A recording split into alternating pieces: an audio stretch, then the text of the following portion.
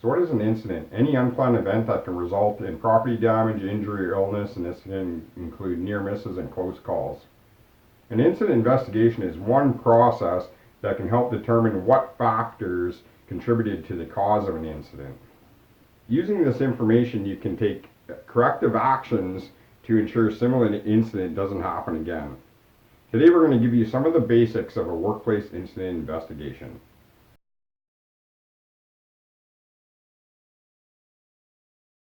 So with this video series, we're going to give you some of the basics to understand a workplace incident investigation. So this is not a super detailed program. It's just enough to give you a basic understanding of an incident investigation. Maybe you've already had some training, so this might be a refresher and you might learn 1 or 2 points, which is good because we always learn something new every day. So an incident has occurred and we're going to investigate. Okay? So it's already been taken care of by supervisor or whatever the job. We're the investigators afterwards. So I don't want to get into a lot of those details, but some of those details on an initial incident would be secure the scene, make sure everybody's safe, make sure you're safe, do first aid or get medical aid for any emergency injuries that might have occurred. If there's any fires, stuff like that, put that out, let that stuff out. Then we want to secure the scene. Right now what we're going to do is we're going to gather the facts. So let's view the situation and make sure we look at the big picture. We want to know, excuse me, we want to know what happened before the incident, we want to know what happened during the incident, and we want to know what happens after the incident. So we want to gather all that information.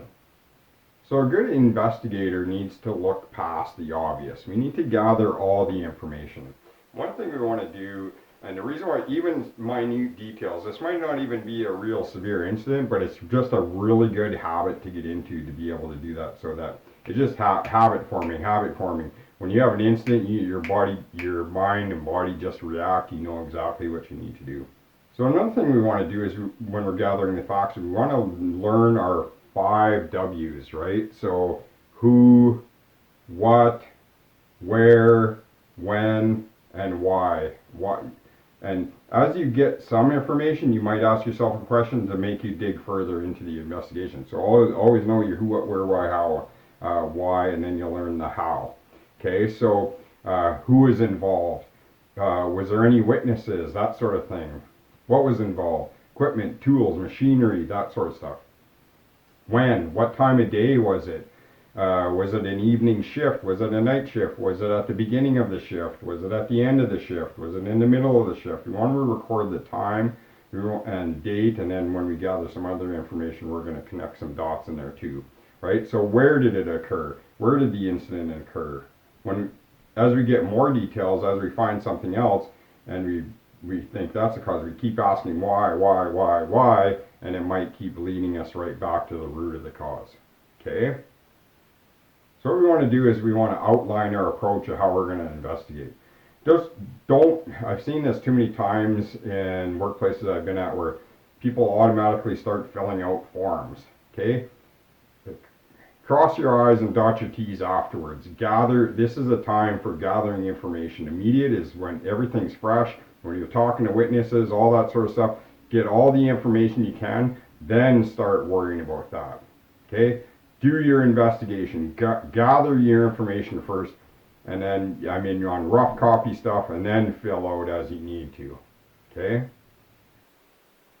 So some of the things we're going to do in an incident investigation is we'll record any of the information of the incident. So there's 7 kind of areas we want to look at within an incident investigation for collecting information or recording any information.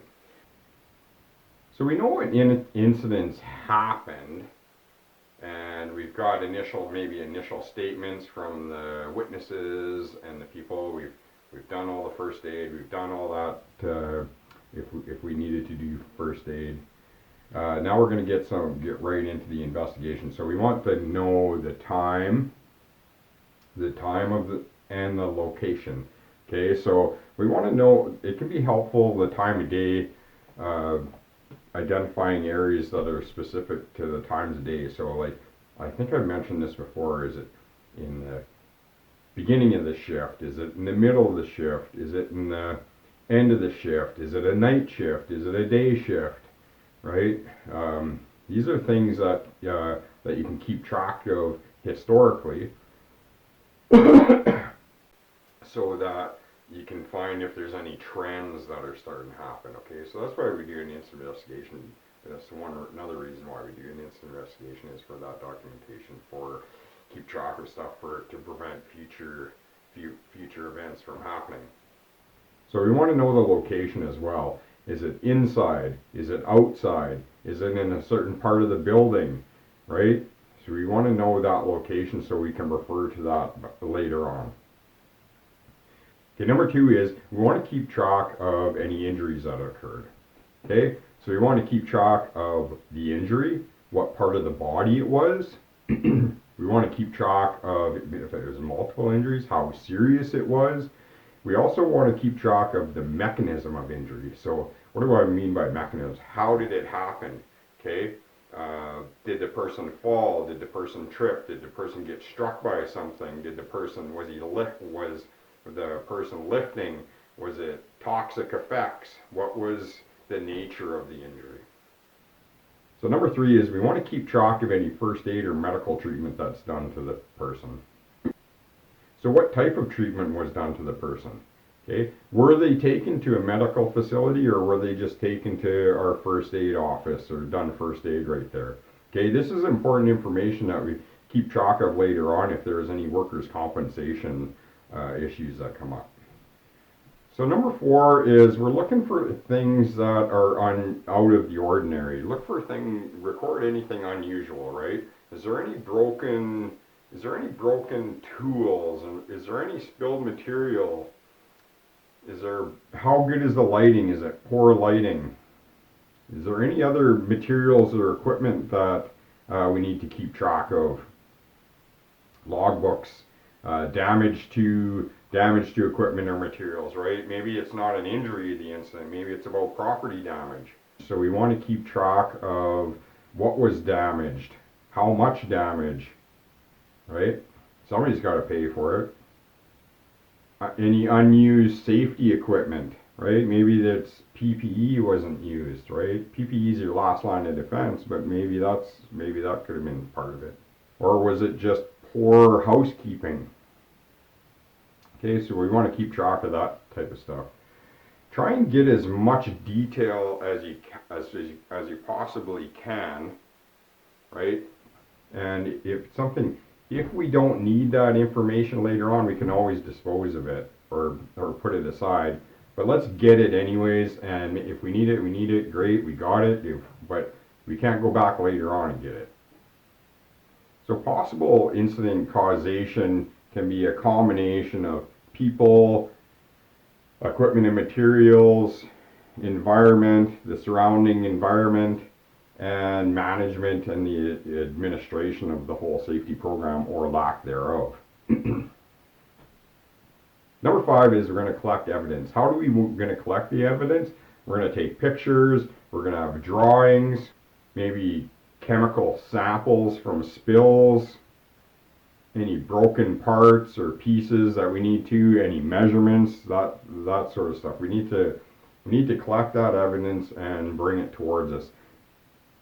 And it's better to get this stuff immediately, right? Like I just said previously, it's better to get the stuff right away, because we probably can't go back and get it after. If the scene's been cleaned up, people are going back to work.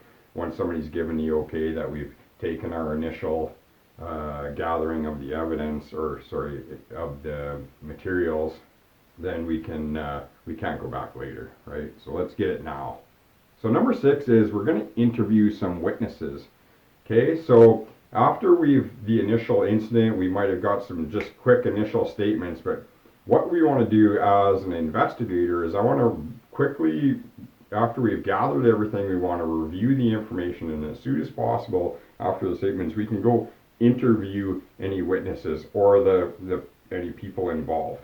We're going to go interview some of the people involved, whether it's witnesses. Maybe we need to talk to maybe something's wrong with with a forklift somewhere and we need to talk to the maintenance guy. He might not be involved in the incident, but we need to ask him questions for his knowledge. When we interview people, we want to interview them individually. We don't want to interview them as a big group, right? Then one person starts talking and somebody else doesn't. So interview them individually. You can ask them, if they don't answer every question that you got, maybe they don't know the answer, but as you interview other people and or gather some of the evidence, you can always come back and interview them a second time with other questions or issues that come up within this situation. So the seventh thing we want to do is we want to review our safety program and gather any necessary documentation that might also be involved or give us information about this event.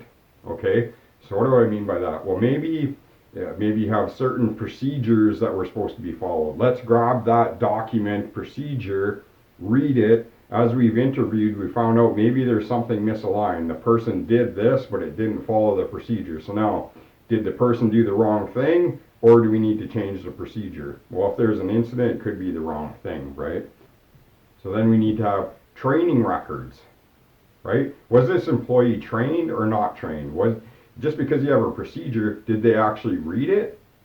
Is there any safe work practices that they're supposed to be following? Is there possibly MSDS, or your material safety data sheet, or global harmonization, just your safety data sheets? We're going to gather that safety data sheet to make sure everything was followed there if we're dealing with hazardous materials. Was there any maintenance records that were involved in equipment or machines? Was there any job hazard assessments that were done prior to the job that we can assess that maybe was there something that we missed? Did we miss it? Did we miss this hazard on the job hazard analysis? And did we miss it? Now we know, right?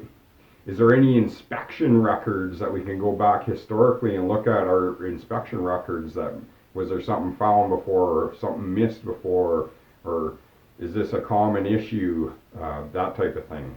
Is there any daily hazard assessments? Some of the workplace, some companies, they have like FLRAs or FLHAs, or they have their own company little form that they do pre-task analysis prior to the job or at the beginning of the day, or is there any log books?